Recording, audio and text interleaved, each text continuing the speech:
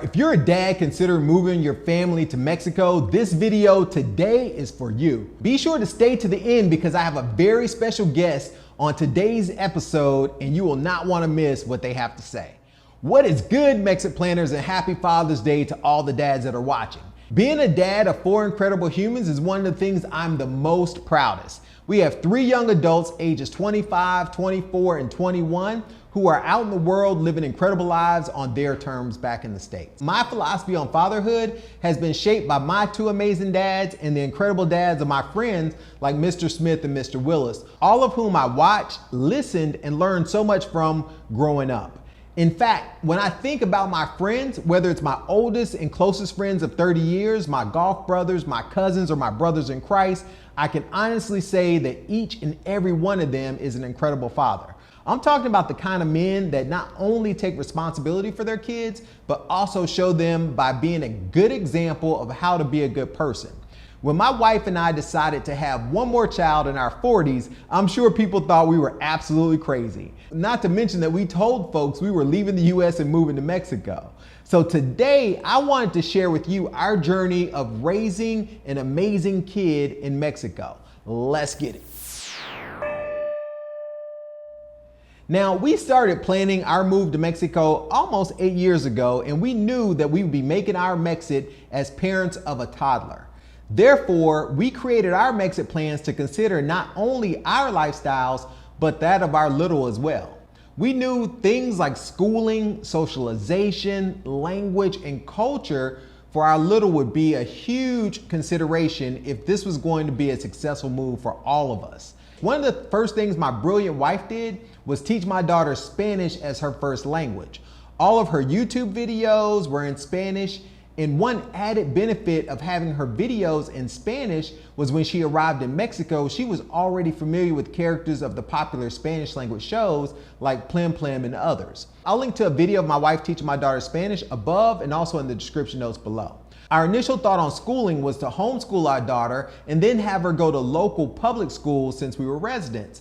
Our oldest kids attended the best public school in Georgia, but my wife really had a huge hand in making sure that they got the education that they needed during that time. Our initial plan in Mexico was to repeat that model. However, the schooling plan changed once we enrolled our daughter in daycare, or maternal as it's called here in Mexico. The maternal was a Spanish-speaking center, which also further helped my daughter with her language. I can remember a couple of miscommunications in the first weeks because the teacher didn't speak English and didn't understand her saying that she had to go to the potty, which is how she normally told us. However, that experience of interacting with kids her age was priceless, and she was able to make friends and attend her first birthday party from the kids at the materna. At the end of the materna, which ends at age 3, all the parents started interviewing at private schools that they wanted their kids to attend. I felt like it was a big thing, so we made sure to schedule appointments to see what it was all about. We quickly realized that private school education here is way ahead of public schools, mainly because they have the resources. And one big focus of private schools is to teach native Spanish speakers English. In the Creating Your Mexit Plans full course and the mini course, I discuss the school system in Mexico and provide context for the best private schools in the city of Merida. Check it out when you get a chance. I'll leave a link to it above and also in the description notes below. We went on several interviews at the top schools here in Merida. Not only did the process include evaluating the child, letters of recommendation from the daycare, but also interviews of us, the parents. It was very much like applying for college. Needless to say, we selected a Montessori school for her to attend kinder at age 4. Then the big panini happened, and just like the rest of the world, school was online and left a lot to be desired for a 4-year-old's attention span. Cool thing is, academically, my daughter never missed a beat because my wife made all of these cool lesson materials for her to keep learning during the panini. I'm not sure I told you how amazing my wife is yet, but I'll link to the playlist and all the cool videos that my wife did on her channel for you to watch. Fast forward to school going back in person at the Montessori school, we had several issues with the Montessori school.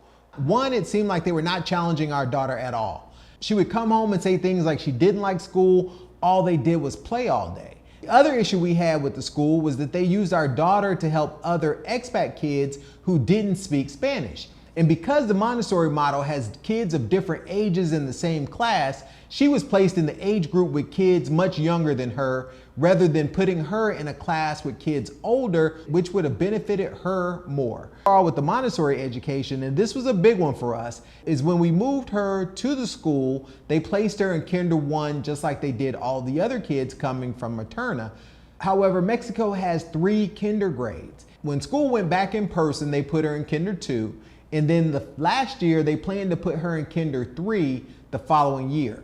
That was a huge problem for us because she was already ready for 2nd grade at that point, and the Montessori school claimed that there was absolutely nothing that they could do to move her to provide for a more challenging environment. We quickly realized that the Montessori education wasn't for our daughter, and therefore we moved her to one of the top private schools in the middle of the year. The school that we moved her to, which I will not name, was a non-Catholic traditional school and was able to make the necessary request to the state education board to have our daughter in the correct grade.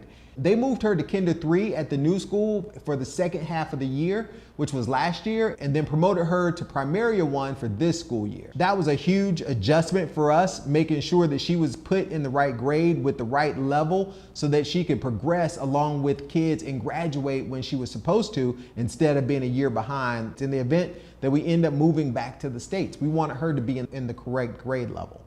Now I would like to introduce you to the most amazing, smart, and kind 7-year-old that I know. She is a budding artist, filmmaker, and published author with her first book already out, The Adventures of Ashlyn and Vivi, which I'll link to above and also in the description notes below. Help me welcome Miss Ashlyn. Hello. I gotta tell y'all, she's been dying to make a video and appear on the channel. So Ashlyn, let me ask you a couple of questions. So you've been at your school now for a year and a half. How did this school year go for you? It's been very good. Very good. What's your favorite part of the school that you're at now? Well, my favorite part is mostly I have lots of friends, and mostly in the other school that I used to go to, I barely really had friends because there were not that much kids. They were mostly tinier. They were smaller kids? Yes, but in this school that I go to now, they're not small kids. So whatever age I'm at, that's the age the kids are at. Well, that's good. Are you the oldest or youngest one in your class? Are you one of the older ones or the younger ones? I'm kind of like the middle ones. Okay. Because some are 8, some are 6, so I'm like in the middle. And you just turned 7. Awesome. So did you have trouble meeting friends at your new school when you first went there? Nope, I already knew lots of kids. How did you know those kids? Because they've been in kinder, some went to my old school. Okay. Ava was a kid that I already knew. She went to my old school, so that's how. Oh, well, that's good. And does Ava speak Spanish or English or both? Spanish, but she knows a bit of English, like good morning and stuff, because we we have English class, like first Spanish, then playtime, then we go to English, and then that's how we learn. Okay. So I know that your school is half of the day in English and the other half is in Spanish. Which part of the day do you like the best? English. You like English? Why do you like the English part better? Because I know English and their exams are easier. Oh, it's easier for you. So you have to study a little harder at Spanish, but is Spanish really hard for you? No, but the exams are a bit hard, but the English, they're not hard. They're not hard. Well, that's good. One of the things I'm most amazed when I hear is you switching back and forth to English and Spanish so easily. How do you do that? Because I know English and Spanish. You know English and Spanish? So do you have to translate in your head? Like if someone says something to you in Spanish, do you think about it in English first and then respond? Or do you just hear it the first time they say it? I just hear it the first time I say it, then I just respond. Oh, wow. Wow. So do you have any friends that only speak English at school, or all your friends both bilingual? Not all are bilingual, but some, like lots of kids are bilingual, but not much. But some are bilingual, some aren't.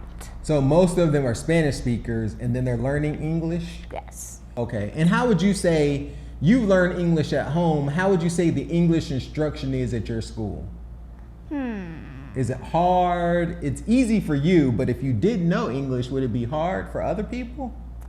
Not really. They do a good job of teaching English? Yes. Good, that's awesome. And what tips would you give me to improve my Spanish? To talk to my nanny Shirley in Spanish and not that much English like you do to her mostly. Talk to Shirley in Spanish more? Yes. And not in English? Does that help you, having a nanny that speaks? Now, Shirley speaks English, Spanish, and French. Does it help you that you guys only talk in Spanish? Yes. Yeah. Yeah. Who would you say you sound like when you talk in Spanish? Like Shirley? You sound like Shirley? I think so too. You guys sound like you are sisters almost. You've lived in Mexico now for half of your life. What do you miss most about living in Georgia? My brothers and sisters used to live with me and we used to have fun playing together. But now they only like call and stuff. So you miss your family? But you've been here most of your life. So do you think of Mexico as home, or do you think of Georgia as home? Both. Both seem like home still? Yes. But you know you've been here more than you've been in Georgia? I have? Yeah. You were 3 and 4 months when you moved here. And you've been here now 3 years and 8 months. That's a long time I've been here. That's right. You've been here more time than you've been in Georgia. What advice would you give to a new kid to make friends at your school? To just introduce themselves to new kids and say, hello, my name's whatever their name is, and then they could just talk and then say, would you like to be my friend? And if they say no, they could just ask other kids and stuff. So just put yourself out there, be friendly, and introduce yourself. Yes, and don't be shy, just be brave. I was being brave because my first time meeting Vivi was in English class because she like said something I thought was me, and so then I said, oh, you speak English? And then yeah, I should introduce myself. I wasn't even shy. Really? That's cool. And your book, The Adventures of Ashlyn and Vivi, came because you were brave enough to introduce yourself. Yeah, so that's how we're friends. So we just made a book. That's very cool. How many other friends do you have that you introduced yourself to? I introduced myself to Fed, Leo, and also Gael, like multiple kids. So you're just friendly. Yes, and also to Martina and Madison. Wow. And did all those kids come to your birthday party? Not all of them, but lots. Lots. There were a lot of people. We're going to do a separate video on birthday parties. There were a lot of people at her birthday party. So in the year before, when she was at both schools, there were a lot of people at her birthday party. So her birthday parties here are a whole nother thing. Wouldn't you say the birthday parties are pretty big here in Mexico? Yeah, Yeah. they're big, but in Georgia, I barely really have big birthdays. Well, it's because it was COVID. Remember, it was the big panini? And so adults mostly came to my party, but KJ came. KJ came, your And cousin Novi. KJ. And Novella flew all the way from Mexico. Well, she was in Texas then. Yeah, but just because it was our birthday, we celebrated together, because her birthday is on, I think, 7th of June? That's right, Yeah. 2 days apart. So you and Novi had a birthday party in Georgia when you were 5, and then you guys celebrated together. How cool was that? It was awesome. Someone that you met in Mexico ended up having a birthday party with you in Georgia. That's pretty cool. And you guys are still good friends after all these years. Well, Ashlyn, thank you so much for making this video with me on Father's Day. I really appreciate it, my love. And I'm so very proud of you. Thank you. Thank you for finally being on the video. It's been a tremendous honor to raise this brilliant bilingual little girl here in Merida, Mexico. I'm super happy how she is thriving and making friends. I want her to have the stability of having the same friend group just like my older kids did from kinder through high school. We all know how fast that time flies. For more historical videos on Ashlyn's journey, see my wife's channel. I'll post a link above and in the description notes below. Until next time, MexitPlans Ashlyn, I'm out. That's all right. Good job, baby. Thank you so much. Bye-bye.